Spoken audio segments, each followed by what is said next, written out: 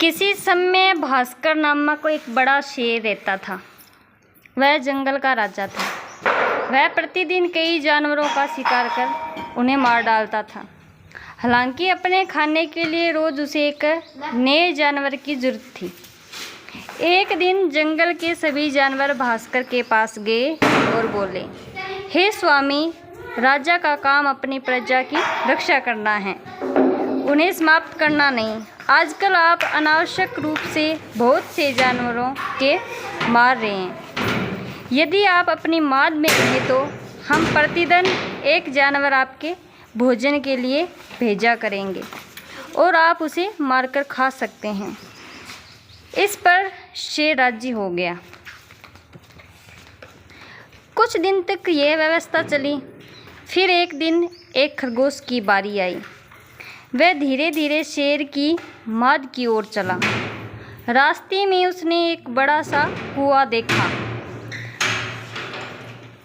उत्सुकता से भरकर उसने अंदर झांका तो पानी में उसे अपना प्रतिबिंब दिखाई दिया। किसको प्रतिबिंब दिखाई दिया पता है ना? खरगोश को नहीं, शेर को। शेर ने अंदर झांका था। अचानक उसके दिमाग में एक विचार आया।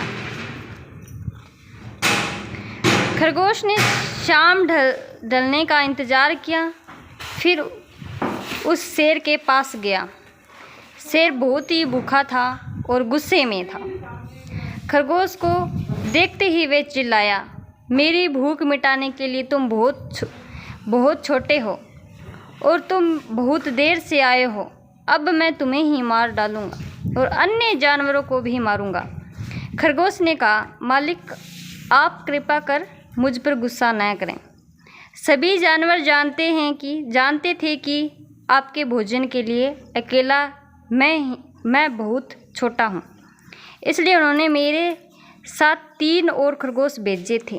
लेकिन रास्ते में हमें एक और शेर मिला। वह हमसे बोला कि वह आपसे अधिक बड़ा और बलवान है।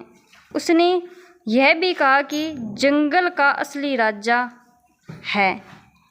उन 3 खरगोश को मारकर वही खा गया। उसने मुझे अपने बारे में बताने के लिए आपके पास भेजा है। यह सुनकर भास्कर बहुत क्रोधित हुआ। वह उसके साथ उस दूसरे शेर को देखने के लिए चला। खरगोश उसे कुएं के पास लेकर गया। शेर ने उसके अंदर झांका। पानी में उसे अपना ही प्रतिबिंब दिखाई दिया। वह बहुत ज़ोर से दहाड़ा और कुएं में कूद गया। यह उसकी आखिरी छलांग थी। खरगोश ने यह शुभ समाचार सभी जानवरों को सुनाया। उन सब ने मिलकर उस क्रूर शेर पर जीत का जश्न मनाया। और इससे हमें एक शिक्षा मिलती है, शरीर शक्ति से बुद्धि बल अधिक महत्वपूर्ण होता है। मतलब बुद्धि होनी चाहिए।